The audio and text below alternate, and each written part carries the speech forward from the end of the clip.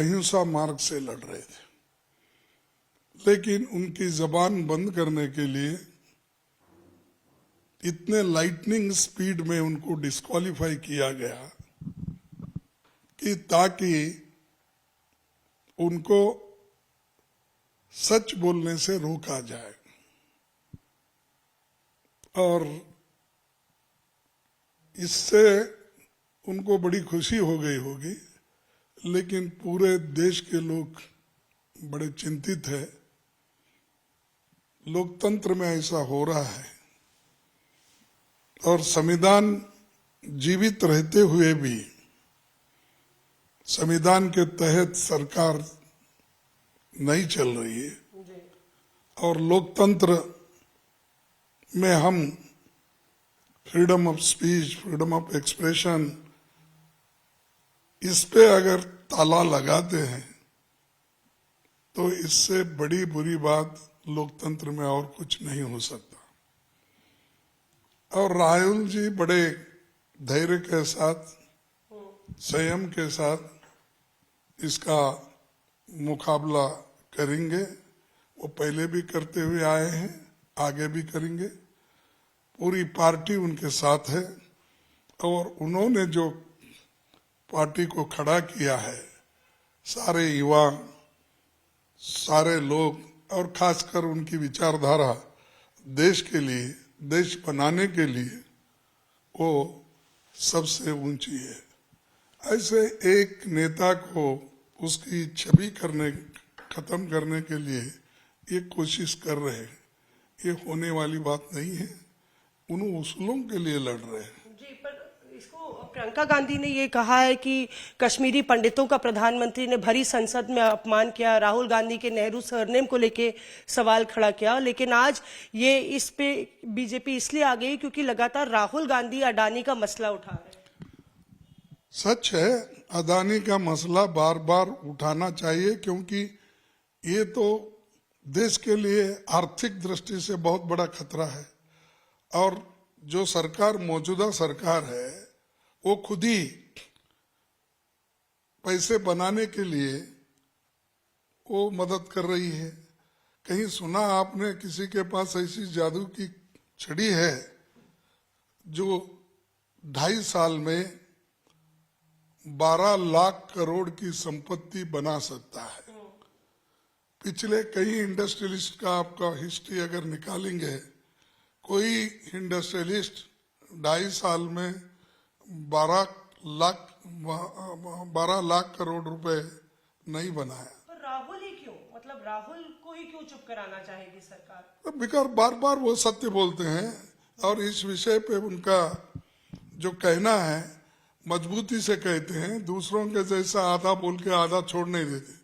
जिसका जो कहना है वो मुंह पे कहते हैं और उनको कहते हैं, देखो भैया आपने एक गलत किया और आप इसको अगर नहीं सुधारेंगे तो देश की छवि खराब होती है और देश के गरीब और गरीब बन रहे हैं, अमीर और अमीर बन रहे हैं और अनएम्प्लॉयमेंट है, इन्फ्लेशन है। ऐसे चीज हमारे देश में रहते हुए चंद लोगों के हाथ में करोड़ों रुपए जाना, लाखों करोड़ों जाना, ये बड़ी बुरी बात है। तो इसीलिए वो चिंतित है कि नौजवान के हाथ में पैसा है। पर आपको लगता है कि नाइंसाफी है, राहुल गांधी को समय कम दिया गया, मतलब कि 24 घंटे के भीतर कार्रवाई हो गई है, क्या इसको लेकर भी आप लोग मुद्दा बनाएंगे कि बोलने का मौका नहीं मिला? ये देखिए, जो जिस लाइटनिंग स्पीड से उन्होंने काम किया, यही दर्शाता है कि वो राहुल जी का मुंह बंद करना चाहते हैं। राहुल जी को सदन से बाहर अगर निकालेंगे तो उनको बोलने वाला कोई नहीं रहेगा, ऐसा उन्होंने एक तर्क बना लिया है। लेकिन राहुल जी जो अंदर बोलते हैं वो बाहर भी बोलते रहेंगे, हमारे मीटिंग्स में भी बोलते रहेंगे। देश के तमाम कोने कोने में जाकर वो अपनी बात को रखेंगे और इस मुद्दे को तो छोड़ेंगे नहीं। और खासकर जो देश की स्थिति रोज पर रोज कम हो रही है और नौजवानों को नौकरी नहीं है, इन्फ्लेशन बढ़ रहा है, ये सारी चीजों को लेकर वो लड़ते ही रहेंगे और पार्टी उनके साथ खड़ी है और हर समय वो अपनी सपोर्ट करते रहेगी। खड़गे साहब, तमाम आज तक के दर्शक देख रहे हैं और तमाम जो सहयोगी दल है वो आपके समर्थन में राहुल गांधी के उतर आए हैं। उद्धव ठाकरे ने कहा है कि इस देश में चोर को चोर कहना अब क्या कानूनी जुर्म हो गया या सजा हो गई है? सही है। देखो, जो लोग भाग गए यहाँ का पैसा लेके, बैंक से लेकर लोन लेके हजारों करोड़, उनको तो आप पकड़ के लाकर शिक्षा नहीं दे रहे। और जिस आदमी ने, जिस नेता ने ये बताया कि भाई इतने लोग, बड़े बड़े लोग पैसा लेके भाग रहे, नीरव मोदी हो, चौकसी हो, मल्ल्या हो, दूसरे और कई लोग हैं भगोड़े, उनको पकड़ने का छोड़ के या उन लोगों के ऊपर इन्होंने देश के लिए निशाना बन के दिखाया, तो उन्हीं को उन्होंने ये कर दिया। तो ये जो है चीजें, ये इससे यही मालूम होता है कि वो लोग सिर्फ सच्चाई को छुपाना चाहते हैं और झूठ को आगे लाना चाहते हैं, और झूठ बोलने वालों को वो सपोर्ट कर रहे हैं। और जो आदमी, जो इंसान झूठ बोलकर जिसको इन्होंने सपोर्ट किया, गवर्नमेंट के पैसे पे गवर्नमेंट की संपत्ति को खरीदने का काम किया, उनके खिलाफ बोलना ये जुर्म है। और उन्होंने जो मुद्दे सदन में उठाए थे 6-7, वह मोदी कहाँ गए थे, किसके साथ गए थे, या अदानी किसके साथ गए थे, ये सब प्रश्न अगर पूछते हैं तो आप उनके भाषण भी एक्सपंज कर देते हो। इसका यही मतलब है ना, आप बोलने भी नहीं देते हो। जी, पर क्या 24 की लड़ाई में इसका असर पड़ेगा? मुझे मालूम है आपको जाना भी है सर। 24 की लड़ाई में इसका असर पड़ेगा? क्या सहानुभूति राहुल गांधी को मिलेगी इसको लेकर?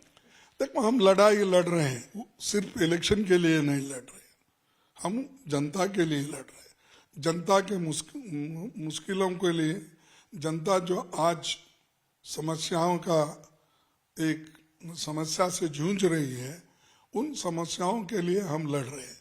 वोट आता है जाता है, लेकिन आज़ादी और लोकतंत्र और संविधान और हमारी बोलने की आज़ादी और लिखने की आज़ादी, इसके लिए हम लड़ रहे हैं।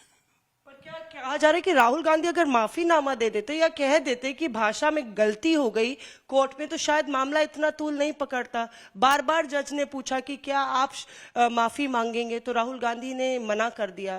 क्या वो गलती हुई या उस पर आप लोग टिके? गलती क्यों हो गई? अरे ये कोलार में इलेक्शन स्पीच है, और किसी व्यक्ति, जिस व्यक्ति ने कोर्ट में केस डाला, उस व्यक्ति को तो कुछ नहीं बोला, और वो कोई गरीब ने खुद को अमीर कहलाता है। और ऐसे लोग जो बाहर भाग गए और यहाँ जो डिफेंड कर रहे हैं, उनको इससे नुकसान क्या होगा?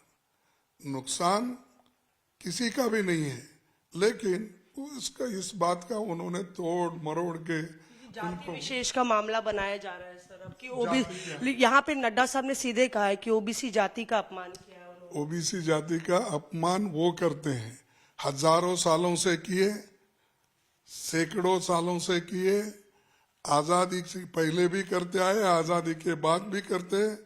ये बीजेपी, आरएसएस, नड्डा, मोदी जी, ये सभी लोग एक आरएसएस की फिलॉसफी को लेके बैकवर्ड को कुचल दिए, यही लोगों ने। अस्पृश्य लोगों को दूर रखा, यही लोगों ने। गरीबों को तंग किया, यही लोगों ने। इस देश में जातीयता रखना और उनका सिस्टम कायम रहना, इसके लिए उनकी लड़ाई है। तो ये उस उसूलों के लिए लड़ रहे हैं जो मनु ने अपने मनुस्मृति में लिखा था, उसकी हिफाजत के लिए ये कोशिश कर रहे हैं। बैकवर्ड्स के लिए नहीं। बैकवर्ड्स का अपमान तो वो हमेशा करते आए हैं और कर रहे हैं। तो आप लोग पीछे नहीं हटने वाले सर, इस पूरी लड़ाई में आप साथ में हैं राहुल गांधी के और पूरी पार्टी खड़ी है राहुल। ये देखो, हटने का सवाल ही नहीं ना।